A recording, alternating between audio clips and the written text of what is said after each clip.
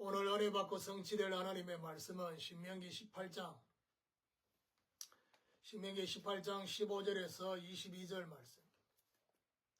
내 하나님 여호와께서 너희 가운데 내 형제 중에서 너를 위하여 나와 같은 선지자 하나를 일으키시리니 너희는 그의 말을 들을지니라.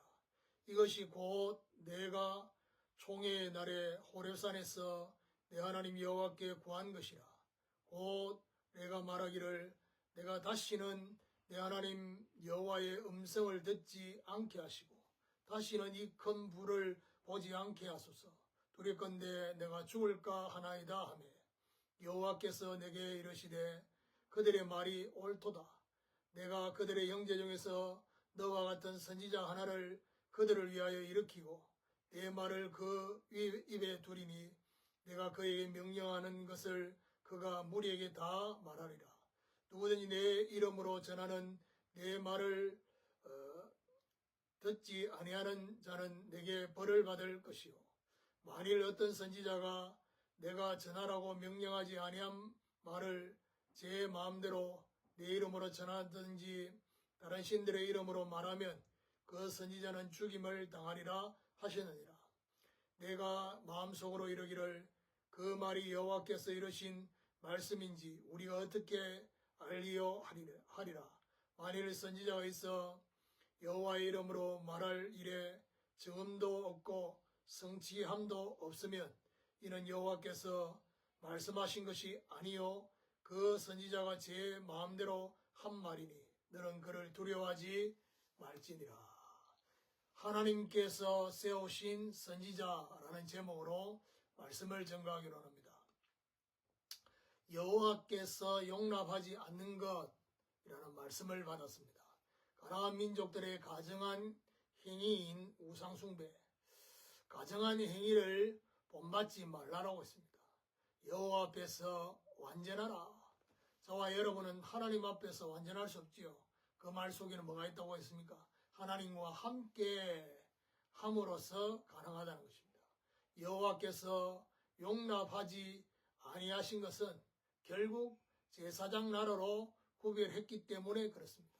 자, 오늘 하나님께서 세우신 선지자라는 이 말씀을 통해서 여호와의 음성을 듣게 하시는 하나님의 방법을 깨달아야 됩니다.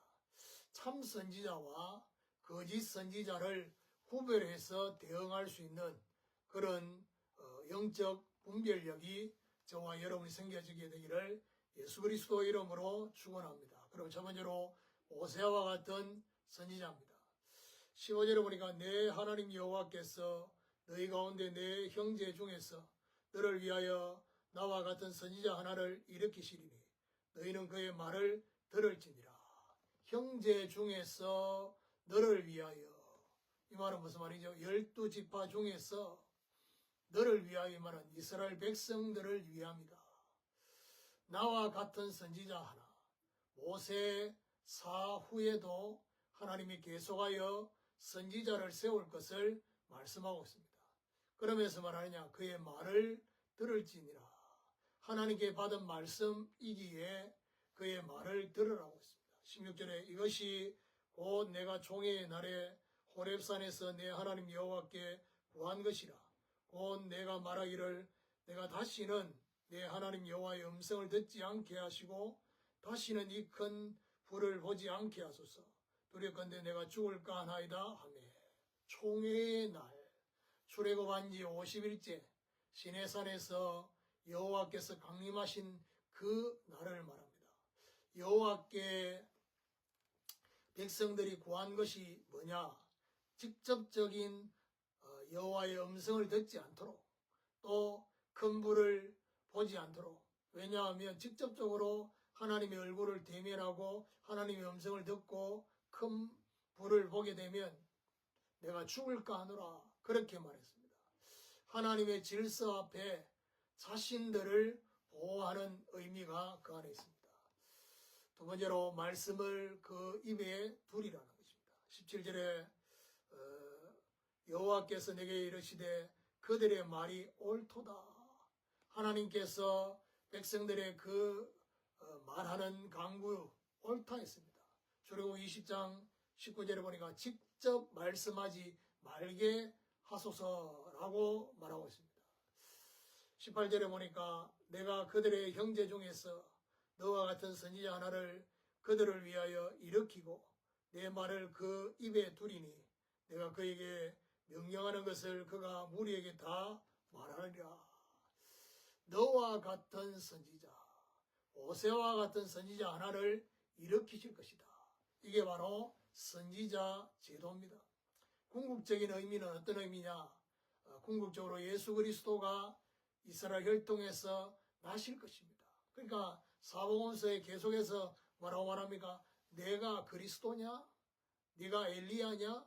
네가 그 선지자냐? 그 선지자란 말은 모세에게 말했던 이 선지자를 이스라엘 백성들이 기억하고 있는 것입니다. 내 말을 그 입에 두리니 하나님의 뜻을 전달하는 전령과 대언하는 대언자의 역할입니다.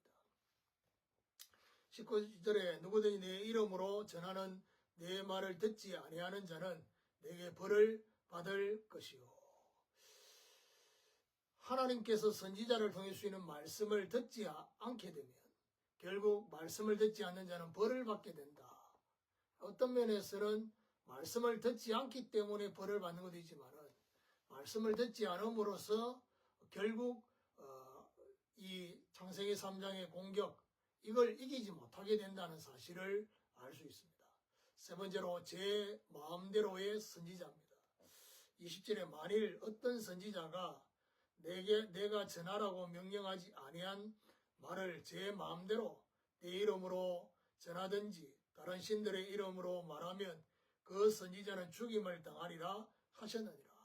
명령하지 아니한 말, 하나님이 지시하지 않는 말을 제 마음대로 전하는 것입니다.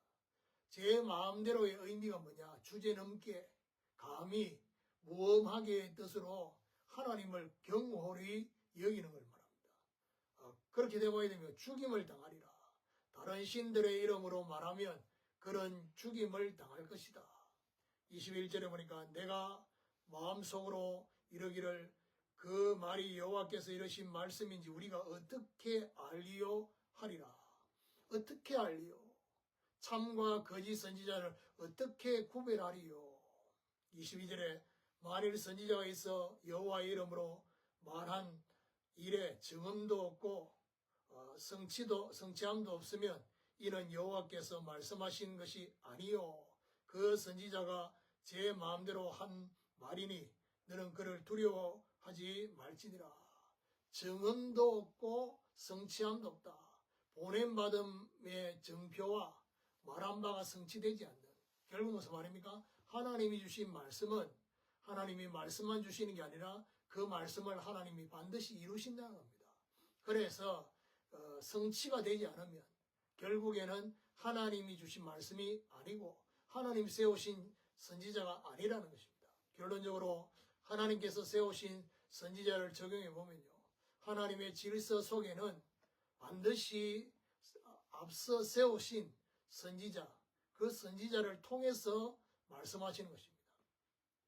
이 시대에는 사도의 가르침 속에 강단을 통해서 말씀하시는 것입니다. 이 시대에는 특별히 구약시대 성경이 완성되기 전까지 그렇게 직접 들었습니다. 그런데 직접 들을 수는 있을 수 있지만은 유익하지 않습니다. 보호 차원에서.